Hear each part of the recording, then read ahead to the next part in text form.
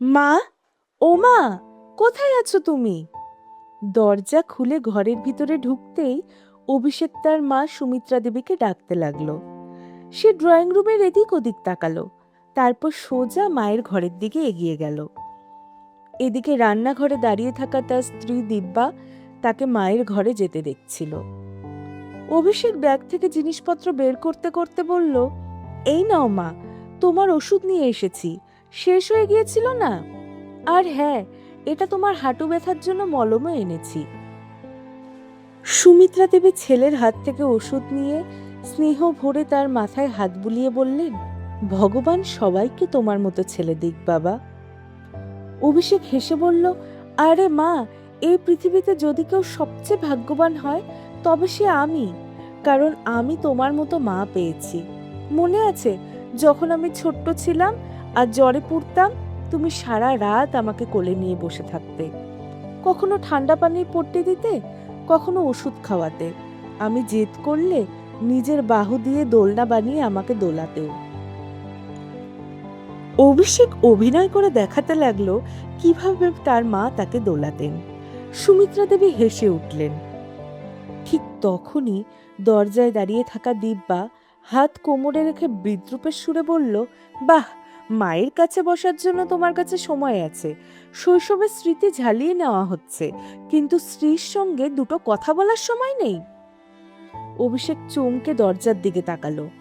দিব্যা রাগে ফুঁসছিল। সে বলতে লাগলো, মা এমন করে বড় করেছেন, মা তেমন করে ত্যাগ করেছেন, সবসময় শুধু মা আর মা আর মা। হে ভগবান, কেমন স্বামী পেয়েছি আমি।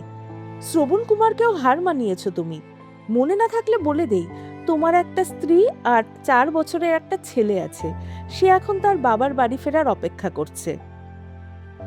এ কথা শুনে অভিষেক বলল, তুমি কি বলছো দিব্যা? একটু ভেবেচিন্তে কথা বলো। আর যদি রৌনক আমাকে মনেই করছিল, তাহলে এত কথা শোনানোর বদলে তাকে এখানে নিয়ে আসলেই তো পারতে। দিব্যা আরো ক্ষিপ্ত হয়ে চিৎকার করে বলল, ওহ, মানে তুমি এখানের থেকেও আর উঠবেই না? ঠিক আছে, বসে থাকো তোমার মায়ের পায়ের কাছে। আমি তো ভুল করেই তোমাকে বিয়ে করেছি। এ কথা বলে সে সেখান থেকে চলে গেল। মা, আমি যাচ্ছি বলে অভিষেক নিজের ঘরে গিয়ে তার ছেলে রৌনককে কোলে তুলে নিল। দেব্যা পেছন থেকে এসে দাঁড়াতেই অভিষেক বলল, এত ছোট একটা ব্যাপারে এত বড় ঝামেলা করার কি দরকার ছিল দিব্যা? তুমিও জানো আজ কত দিন পরে আমি মার সাথে মাত্র 2 মিনিট বসে কথা বলছিলাম। অভিষেকের কথায় দিব্যা চুপ করে রইল। অভিষেক আবার বলল, আচ্ছা, আমার জন্য খাবার দাও, খুব খিদে পেয়েছে। দিব্যা রেগে বলল, খাবার তোমার মাকে দিয়েই বানিয়ে নাও না কেন? অভিষেক শান্তভাবে বলল, তুমি তো জানো মায়ের শরীরটা ভালো নেই। এ কথা শুনে দিব্যা পা ঠুকে রান্নাঘরে চলে গেল। এদিকে নিজের ঘরে চুপচাপ বসে থাকা সুমিত্রা দেবী হঠাৎই অতীতের স্মৃতিতে হারিয়ে গেলেন। তখন অভিষেকের বয়স ছিল মাত্র 10 বছর, আর তার বোন প্রীতি ছিল মাত্র 8 বছরের। তখন তাদের বাবার ছায়া মাথা থেকে সরে যায়। স্বামীর হঠাৎ মৃত্যুতে সুমিত্রা দেবী একেবারে একা হয়ে পড়েন। জীবন তখন একেবারে অন্ধকার মনে হতে লাগলো। একজন একা নারী কিভাবে 2 সন্তানকে সামলাবে? পাহাড় সম জীবনের ভার একা বহন করা কি সহজ? পাড়া প্রতিবেশীদের কথায় সুমিত্রা দেবীর বুক কেঁপে উঠত, কিন্তু তিনি হার মানেননি। নিজের কিছু গয়না বন্ধক রেখে তিনি একটি ছোট্ট টিফিন সেন্টার শুরু করলেন। দিন রাত পরিশ্রম করে মানুষের বাড়িতে খাবার পৌঁছে দিতে লাগলেন। পরিস্থিতি যেমনই হোক, তিনি কখনো সন্তানদের পড়াশোনার খরচ বন্ধ করতে দেননি। দিন ভোর কাজ করতেন, আর রাতে অভিষেক ও প্রীতির সঙ্গে বসে তাদের পড়াশোনায় সাহায্য করতেন। সময় কেটে গেল, সন্তানরা বড় হলো। অভিষেক পড়াশোনায় মেধাবী ও পরিশ্রমী ছিল। মায়ের ত্যাগের ফল সফল হলো। সে একটি ভালো চাকরি পেল। প্রথম বেতন পেয়ে সে সবার আগে মায়ের জন্য একটি আরামদায়ক চেয়ার কিনে আনলো। সে বলল, মা, এখন তোমাকে আর কোনো কাজ করতে হবে না, তুমি শুধু বিশ্রাম নেবে। সেদিন সুমিত্রা দেবীর চোখ আনন্দে ভরে উঠেছিল। তিনি ঈশ্বরকে ধন্যবাদ জানিয়ে ছেলেকে জড়িয়ে ধরে বলেছিলেন, আমার সংগ্রাম সফল হয়েছে বাবা। তারপর সুমিত্রা দেবী একটি ভালো পরিবার দেখে মেয়ে প্রীতির বিয়ে দেন। তারপর অভিষেকের জন্য ভালো ভালো প্রস্তাব আসতে লাগলো। তাদেরই মধ্যে ছিল দিব্যা। প্রথম দেখাতেই দিব্যা অভিষেককে ভালো লেগে গেছিল। সে শিক্ষিতও ছিল। ছেলের সঙ্গে দিব্যার বিয়ে ঠিক হওয়ায় সুমিত্রা দেবীর আনন্দের সীমাই রইল না। তিনি ভেবেছিলেন এখন বাড়িতে বউ আসবে, ঘরে আনন্দ ফিরে আসবে। তিনি দিব্যাকে মেয়ের মতো আপন করে নেওয়ার স্বপ্নই দেখেছিলেন। কিন্তু দিব্যার এই বাড়িতে পা রাখার পর থেকেই সুমিত্রা দেবী বুঝতে পারলেন স্বপ্ন আর বাস্তবের মধ্যে অনেক পার্থক্য। দিব্যা নিজের ব্যক্তিগত জীবনে কারোর হস্তক্ষেপ পছন্দ করত না, না শাশুড়ির না ননদের। অভিষেকের মায়ের প্রতি এত টানও তার ভালো লাগতো না। ধীরে ধীরে পরিষ্কার হয়ে গেল দিব্যা এই বাড়িতে শুধু অভিষেককেই চায়, তার মা বা বোনকে নয়। সে শুরু থেকেই সুমিত্রা দেবীর সঙ্গে দূরত্ব বজায় রাখত, তাদের কাজে কোনো আগ্রহ দেখাতো না। দিব্যা তার সঙ্গে কথাবার্তা বলতেও আগ্রহী হতো না। প্রীতিও এই বিষয়টি বুঝতে পেরেছিল। শুরুর দিকে সুমিত্রা দেবী ভেবেছিলেন নতুন বিয়ে হয়েছে, মানিয়ে নিতে একটু সময় তো লাগেই। কিন্তু সময় যতই কাটতে লাগলো দিব্যার আচরণে কোনো পরিবর্তনই এলো না। বরং এখন সে তাকে কথায় কথায় খোঁচা দিতে শুরু করলো। তাকে থামানো বা তিরস্কার করার কোনো সুযোগই সে ছাড়ত না। তার তীক্ষ্ণ কথার তীর প্রতিদিন সুমিত্রা দেবীর হৃদয়কে বিদ্ধ করত। তবুও তিনি চুপ থাকতেন, ভাবতেন একদিন না একদিন দিব্যা বদলাবে, একদিন না একদিন সে তাকে সম্মান দেবে। কিন্তু তেমনটা আর হলো না। অতীতের স্মৃতিতে ডুবে সুমিত্রা দেবী অনেকক্ষণ এভাবেই বসে রইলেন। এইদিকে অভিষেকও মাঝে মাঝে অনুভব করত তার মা ক্রমশ একা হয়ে পড়ছেন। সে দিব্যাকে বোঝানোর চেষ্টা করত, কিন্তু দিব্যা কোনো কথাই শুনতে রাজি ছিল না। তবুও অভিষেকের আশা ছিল সময়ের সাথে সব ঠিক হয়ে যাবে। আজ দিব্যা ভীষণ উচ্ছ্বাসিত। তার বোন ঈশা, যার সঙ্গে ছোটবেলা থেকে তার গভীর সম্পর্ক, অবশেষে তার বিয়ে ঠিক হয়েছে। আর সেই উপলক্ষে দিব্যার বাবা মা আজ তাদের বাড়িতে আসছেন বিয়ের নিমন্ত্রণ পত্র নিয়ে। আজ বাড়িতে যেন এক আলাদা আনন্দের পরিবেশ। রান্নাঘর থেকে ঘি আর মশলার মিষ্টি গন্ধ চারিদিকে ছড়িয়ে পড়ছে। শাহী পনিরের সুবাস, তড়কা দেওয়া ছোলার গন্ধ, সুগন্ধি পোলাও আর গরম গরম হালুয়ার মিষ্টি ঘ্রাণ, সব মিলিয়ে পুরো বাড়িটাই যেন উৎসবের রঙে রঙিন হয়ে উঠেছে। দিব্যা খুব যত্ন নিয়ে রান্না করছিল, প্রতিটা জিনিসে আলাদা নজর দিচ্ছিল। রান্না শেষ করে বারবার চেখে দেখছিল নুন ঠিক আছে কিনা, মিষ্টি বেশি হয়ে গেল কিনা। আরে আজ কি কোনো বিশেষ দিন নাকি, এত প্রস্তুতি চলছে কেন? ঘর থেকে বেরিয়ে এসে সুমিত্রা দেবী জিজ্ঞাসা করলেন। এত মন দিয়ে দিব্যাকে কাজ করতে তিনি হয়তো এই প্রথম দেখলেন। দিব্যার মুখে আনন্দের ঝিলিক ছিল। হ্যাঁ মা, আজ আমার মা বাবা আসছেন, আমার বোন ঈশার বিয়ের কার্ড নিয়ে। সুমিত্রা দেবী হালকা করে হাসলেন। বৌমার এই উৎসাহ দেখে তার ভালো লাগলো, কিন্তু কোথাও যেন মনের ভিতরে একটা ব্যথা ও কাঁটার মতো বিঁধে উঠল। কিছুক্ষণ পরেই দিব্যার মা বাবা বাড়িতে এসে পৌঁছালেন। দিব্যা খুব আনন্দের সঙ্গে তাদের অভ্যর্থনা করলো, সোফায় বসালো এবং নিজেও তাদের পাশে গিয়ে বসলো। সুমিত্রা দেবী ঘর থেকে বেরিয়ে আসতে দিব্যার মা শান্তি দেবী খুব স্নেহের সঙ্গে তার সাথে দেখা করলেন এবং খোঁজ খবর নিতে লাগলেন। কিন্তু সুমিত্রা দেবী নিজের আচরণে এটুকু বুঝতে দিলেন না যে তার দুঃখ বা কোনো কষ্ট আছে।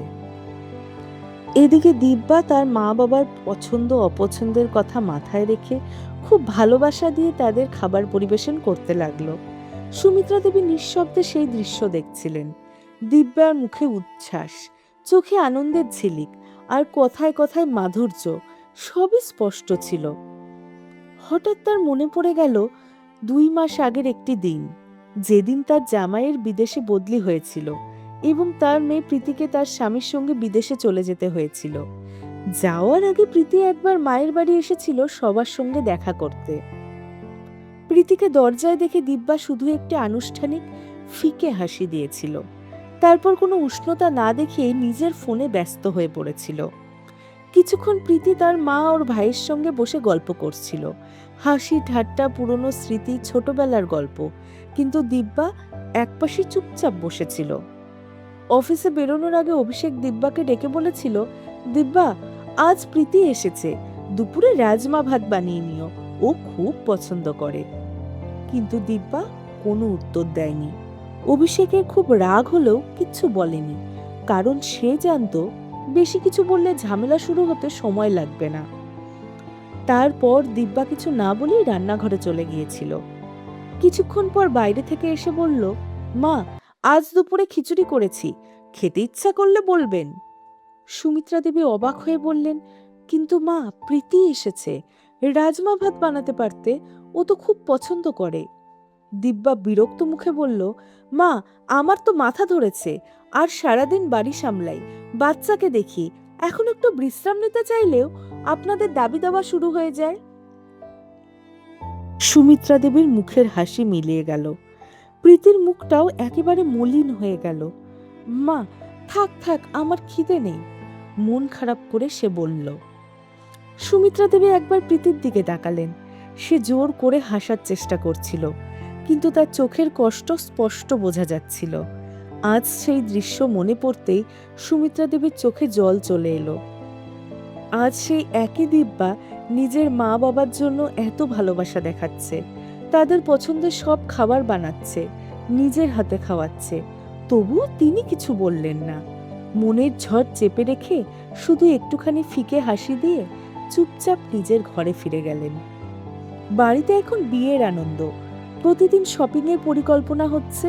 দিব্যা প্রায়ই তার বন্ধুদের সঙ্গে মলে যাচ্ছে, কখনো কখনো নিজের জন্য দামি শাড়ি, কখনো ডিজাইনার লেহেঙ্গা কিনছে। অভিষেক ও রনকের জন্য নতুন জামা কাপড় কিনছে, সব ছোট বড় বিষয়ের খেয়াল রাখছে।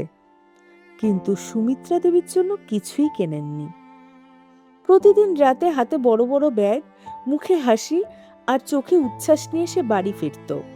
তারপর মায়ের সঙ্গে ফোনে কথা বলতো, বিয়ের প্রস্তুতি, গয়না, কাপড়, আত্মীয় স্বজনের তালিকা সব নিয়ে আলোচনা করত। এরপর বিয়ের কার্ডও এসে গেছে, পুরো পরিবারকে নেমন্ত্রণ করা হয়েছে। দিব্যা কার্ডটা নিয়ে উচ্ছ্বাসের সঙ্গে বলল, অভিষেক, প্লিজ বিয়ের জন্য ছুটি নিয়ে নাও, আর তো মাত্র 15 দিন বাকি, আমাদের পুরো 1 সপ্তাহ ওখানে থাকতে হবে। এই কথা শুনে অভিষেক চুপ করে রইল। আজ অভিষেক অফিস থেকে একটু তাড়াতাড়ি বাড়ি ফিরেছিল। বাড়িতে ঢুকে সে দেখল চারিদিক নিস্তব্ধতা। এদিক ওদিক তাকিয়ে ভাবল হয়তো দিব্যা বাড়িতে নেই। তারপর সে মায়ের ঘরে গেল।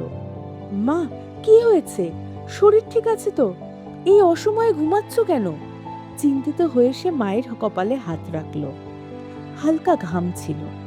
সুমিত্রা দেবী বললেন, কিছু না বাবা, সকাল থেকে একটু দুর্বল লাগছে, হয়তো সুগার বেড়েছে। অভিষেক ভয় পেয়ে গেল। তুমি কাউকে বললে না কেন? দিব্যা কোথায়? ও বাবা, ওর বন্ধুরা এসেছিল, ও শপিং এ যাচ্ছিল, তাই আমি আর কিছু বলিনি। অকারণে কেন ওর খুশিতে বাধা দেব? ঠিক আছে মা, আমি এখনই জল নিয়ে আসছি, তারপরে তুমি ওষুধ খেয়ে নিও। এই কথা বলে অভিষেক রান্নাঘরে গেল। পানি নিয়ে এসে ওষুধ এগিয়ে দিয়ে বলল, এই নাও মা। আর হাঁটুর ব্যথা কেমন? সকালে একটু বেশি ছিল, ওষুধ খাওয়ার পরে কমেছে। অভিষেক উদ্বিগ্ন হয়ে বলল, তোমাকে ডাক্তার দেখাতে হবে, আমি কালই অ্যাপয়েন্টমেন্ট নেব। সকালে 9টার সময় অভিষেক মাকে নিয়ে ডাক্তারের কাছে গেল। ডাক্তার সুগার পরীক্ষা করলেন, তারপর দরকারি কিছু পরীক্ষা নিরীক্ষা লিখে দিলেন এবং ওষুধ দিলেন। 1 ঘন্টা পর বাড়ি ফিরে সুমিত্রা দেবী কিছুটা ভালো অনুভব করছিলেন। অভিষেক দিব্যাকে ডাকল, দিব্যা, মায়ের জন্য খাবার নিয়ে এসো, তারপর ওনাকে ওষুধ খেতে হবে, আমি ওষুধগুলো বের করে রাখছি। ঘর থেকে কোনো উত্তর এলো না। সে সোজা শোয়ার ঘরের দিকে গেল। দেখলো দিব্যা আয়নার সামনে দাঁড়িয়ে নতুন পোশাকের সাথে ওড়না মিলিয়ে দেখছে।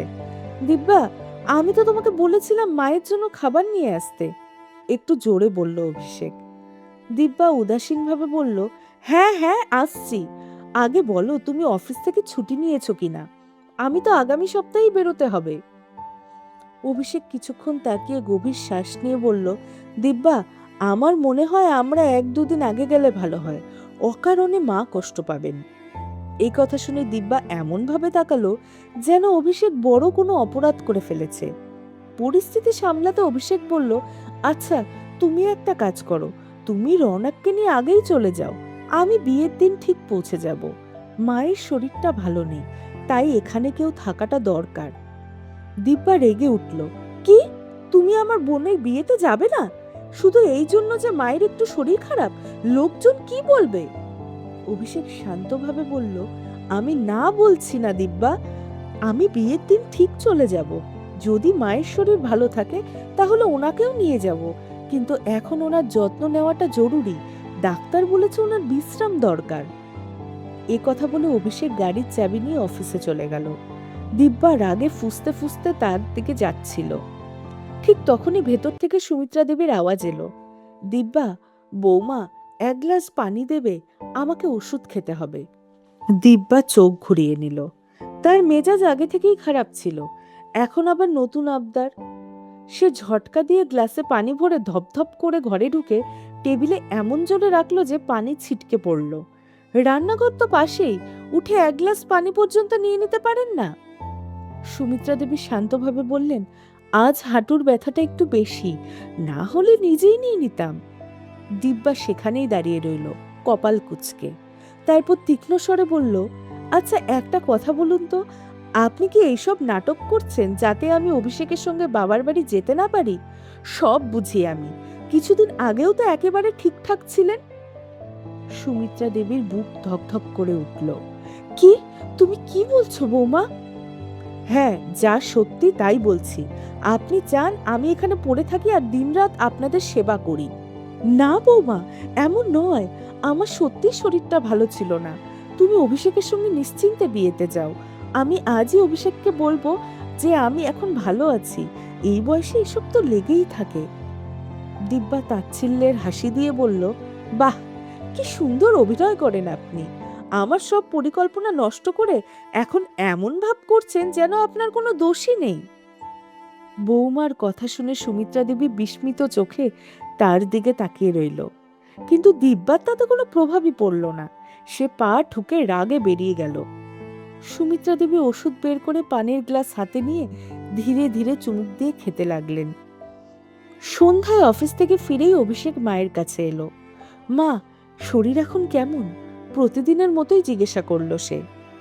সুমিত্রা দেবী হালকা হেসে বললেন, এখন ভালো আছি বাবা, শুধু একটু দুর্বলতা আছে, আর এই বয়সে তো এইসব লেগেই থাকে।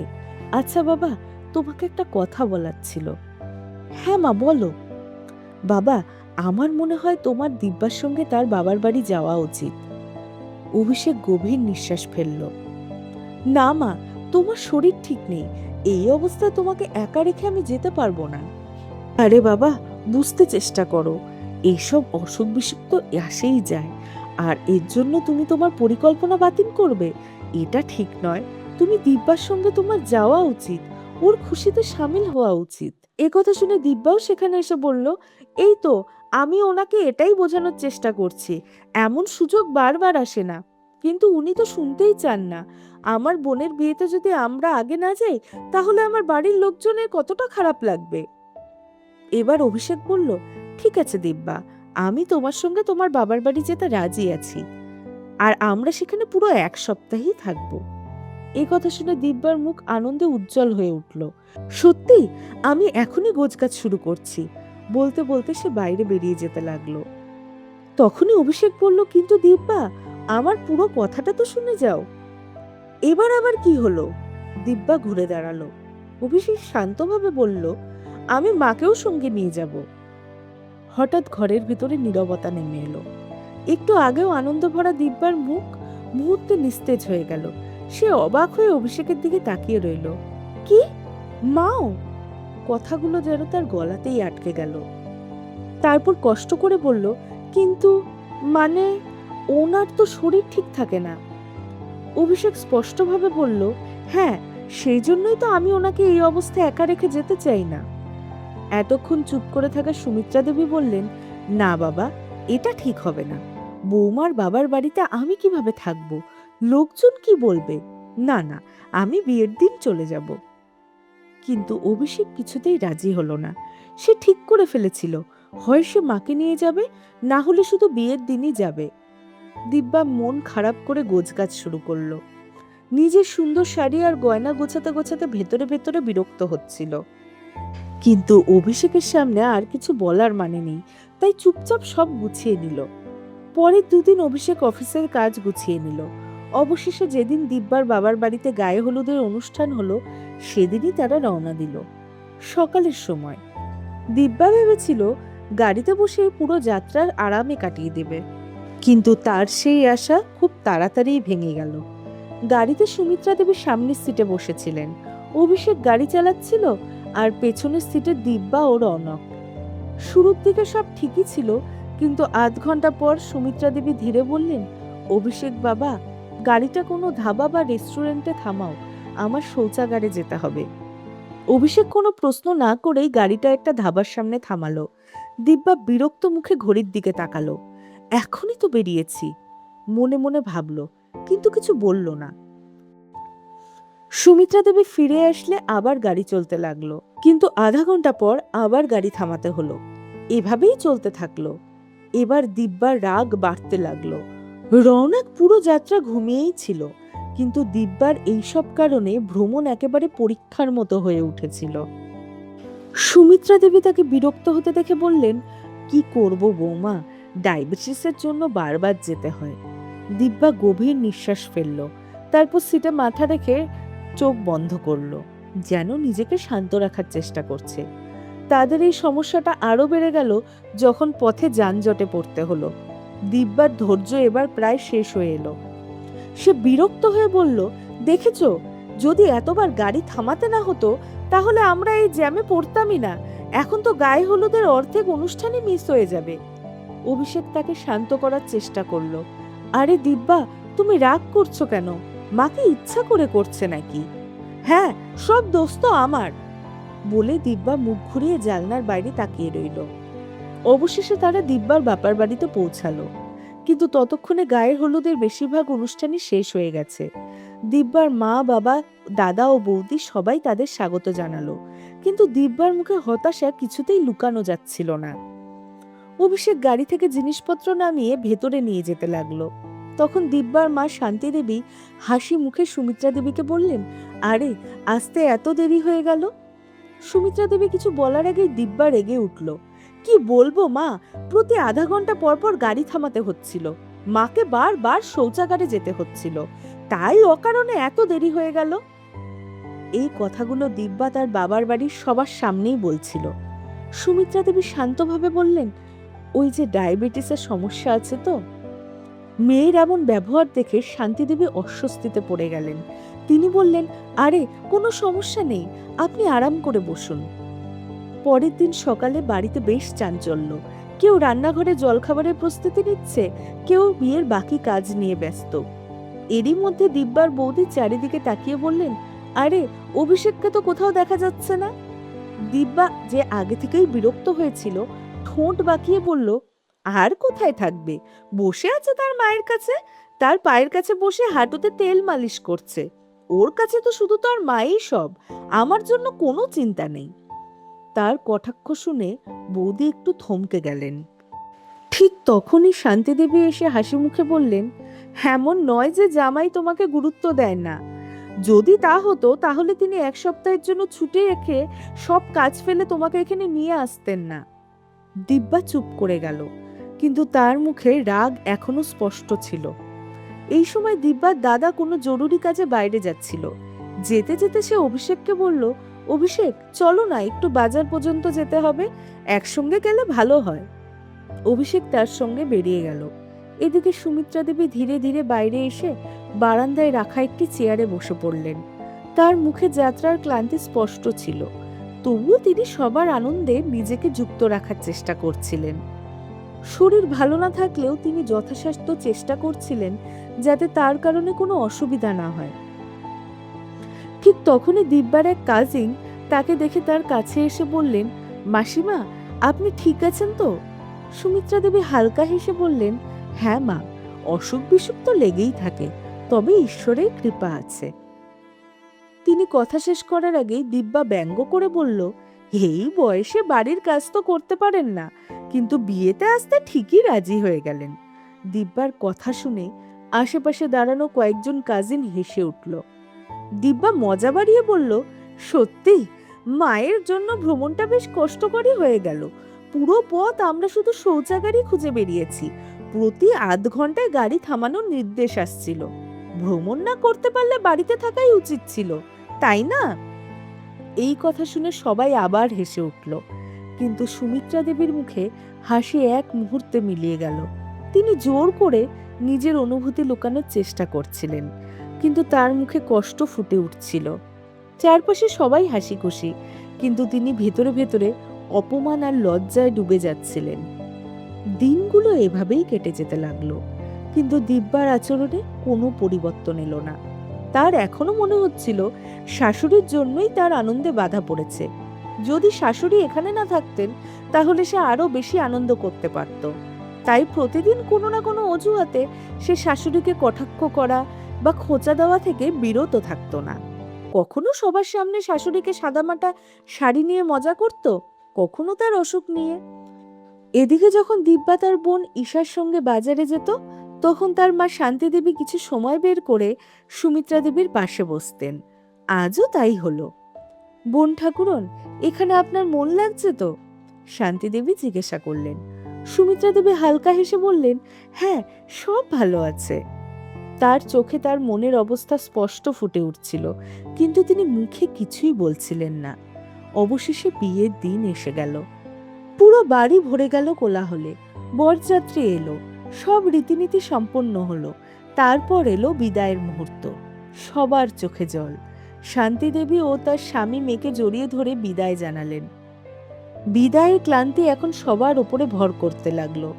দিব্যা আর অভিষেক ভাবলো একদিন বিশ্রাম নিয়ে পরদিন নিজেদের বাড়ি ফিরবে। রাত হয়ে গিয়েছিল, সবাই নিজেদের ঘরে ঘুমোতে গেল। পরের দিন সকালে হঠাৎ গোটা বাড়িতে এক তীব্র চিৎকার শোনা গেল। শব্দ শুনে সবাই চমকে উঠে সেই দিকে দৌড়ে গেল। এই চিৎকারটা ছিল শান্তি দেবীর। সবাই আতঙ্কিত হয়ে তার দিকে ছুটে গেল। দরজা খুলতেই যে দৃশ্য দেখা গেল তাতে সবাই হতবাক হয়ে গেল। শান্তি দেবী মেঝেতে পড়ে আছেন, যন্ত্রণায় কাতরাচ্ছেন। তার চিৎকারে পুরো বাড়ি ছুটে এসেছে। দিব্যার দাদা ও বৌদি তাকে তোলার চেষ্টা করলেন, কিন্তু তার যন্ত্রণা এত বেশি ছিল যে সামান্য নড়াচড়াতেই তিনি কষ্টে ছটফট করছিলেন।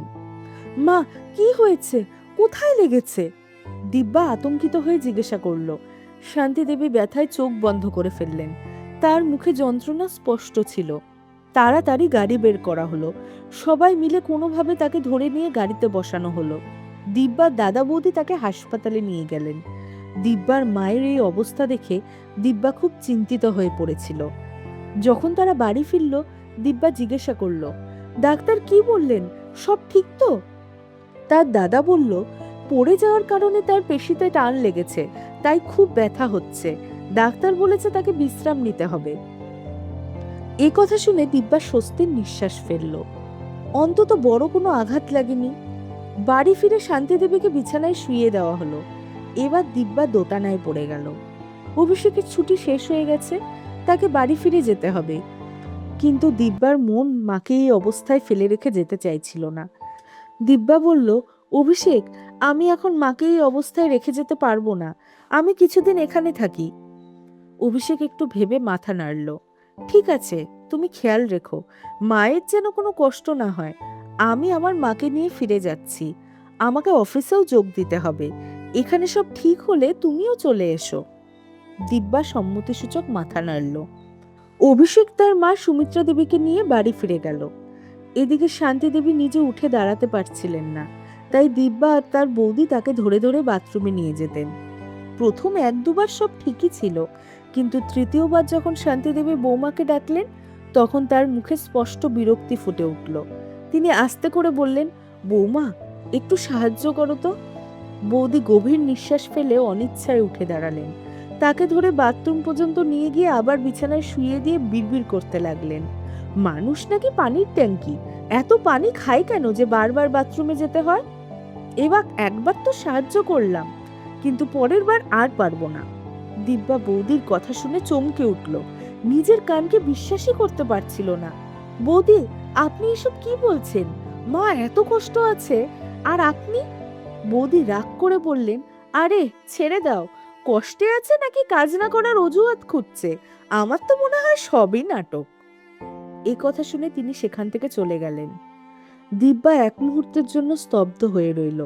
তার বৌদি, যাকে সে আদর্শ বৌমা মনে করত, সে এখন তার মায়ের সম্পর্কে এমন কথা বলবে, এটা সে কখনো ভাবেনি।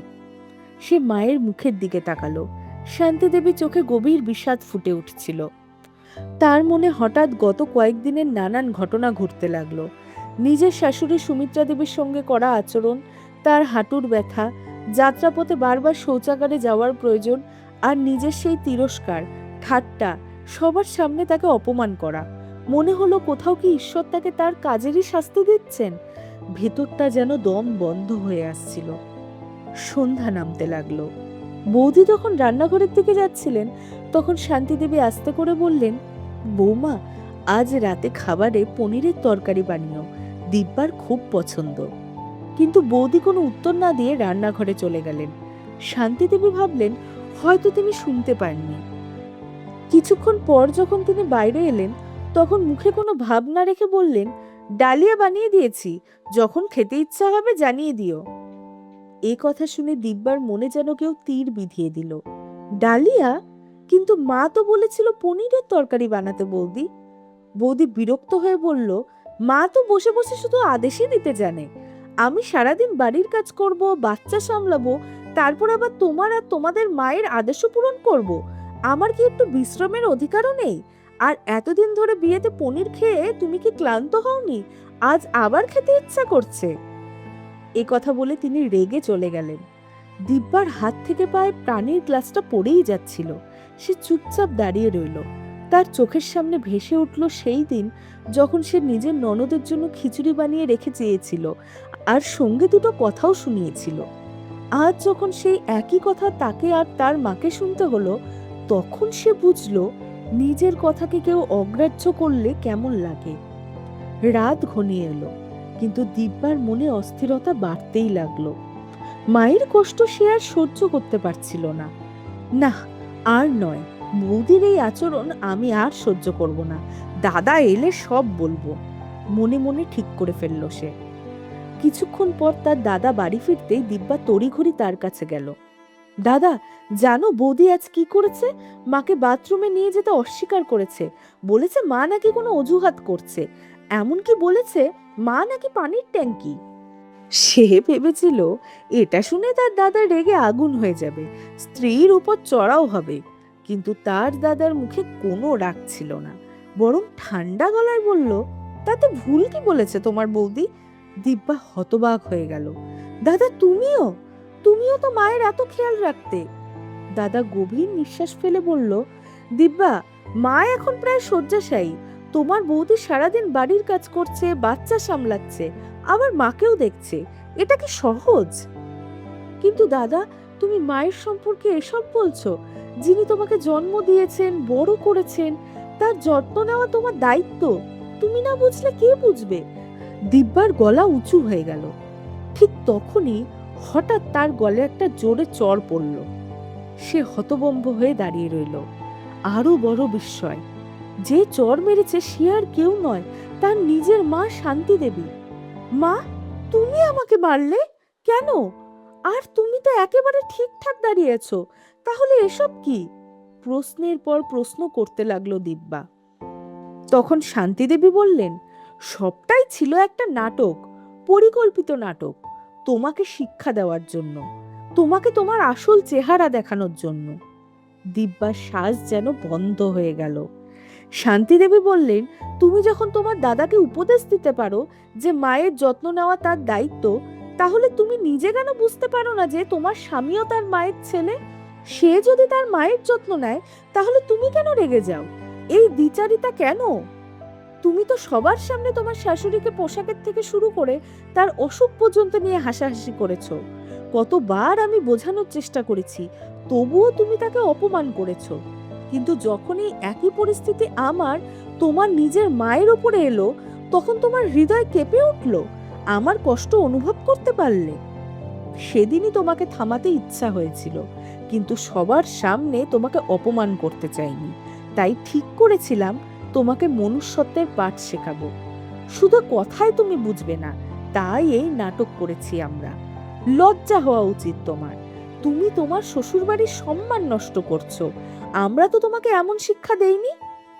একদিকে তুমি যে কখনো তোমার শ্বশুরবাড়িকে আপন করেই নাওনি, আর অন্যদিকে তোমার শাশুড়ি, যিনি তোমার এত খারাপ ব্যবহারের পরও কখনো আমাদের কাছে কোনো অভিযোগ করেননি। সব সময় মনে রাখবে, তোমার সম্মান তোমার শ্বশুরবাড়ির সম্মানের সঙ্গে জড়িত। তাদের অপমান মানে তোমার নিজের অপমান। দিব্যা মাথা নিচু করে দাঁড়িয়েছিল। প্রতিটা কথা তার অন্তরে আঘাত করছিল। তার চোখে জল চলে এলো। মা, আমি খুব খারাপ। আমি মায়ের সঙ্গে অন্যায় করেছি। বলতে বলতে সে ফুপিয়ে কেঁদে উঠল এবং হাঁটু গেড়ে বসে পড়ল।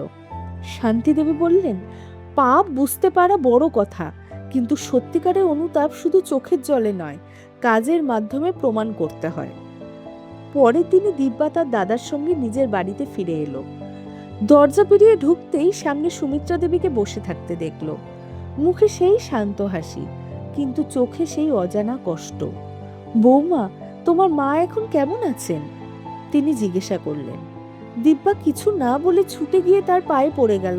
মা, আমাকে মাফ করে দিন, আমি বড় ভুল করেছি। সুমিত্রা দেবী হতভম্ব হয়ে গেলেন। তাকে ওঠানোর চেষ্টা করলেন, কিন্তু দিব্যা পায়ে লেগেই রইল। না মা, আজ আমাকে থামাবেন না। আমি খুব স্বার্থপর বৌমা। যে বাড়ি আমাকে সম্মান দিয়েছে, আমি সেই বাড়ির শিকড়েই বিষ ঢেলেছি। এতক্ষণে অভিষেকও স্তব্ধ হয়ে সব দেখছিল। সুমিত্রা দেবী চোখে জল দিয়ে তার মাথায় হাত রেখে বললেন, বাবা, ভুল তো সবাই করে, কিন্তু মা কি কখনো সন্তানের উপরে চিরকাল রাগ করে থাকতে পারে? আমি তো অনেক দিন ধরে অপেক্ষা করছিলাম, কবে তুমি আমাকে মন থেকে মা বলে গ্রহণ করবে। এই কথা বলতে বলতে তারও চোখে জল নেমে এলো। তিনি দিব্যাকে বুকে জড়িয়ে ধরলেন। সেই রাতে অভিষেক যখন প্রতিদিনের মতো মায়ের হাঁটুতে তেল মালিশ করতে যাচ্ছিল, দিব্যা আস্তে করে তার হাত থেকে তেলের বোতলটা নিয়ে বলল, অভিষেক, উনি শুধু তোমার মা নন, এখন থেকে আমিই তার সেবা করব। অভিষেক স্তব্ধ হয়ে গেল। সুমিত্রা দেবীর চোখ ভিজে উঠল, কিন্তু এবার সেই অশ্রু ছিল আনন্দে। এখন সেই দিব্যা আর শুধু বৌমা নয়, সে মেয়ে হয়ে উঠেছে, যে দেরিতে হলেও সম্পর্কের মূল্য বুঝেছে। তো বন্ধুরা, আপনাদের কি মনে হয়, শান্তিদেবী যা করেছেন সেটা কি ঠিক ছিল? মন্তব্যে অবশ্যই জানান। আর এটাও বলুন, আপনারা পশ্চিমবঙ্গের কোন শহর থেকে আমাদের গল্প শুনছেন। গল্পটি ভালো লাগলে লাইক করুন, চ্যানেলটিকে সাবস্ক্রাইব করুন, আর শেয়ার করতে ভুলবেন না। ধন্যবাদ।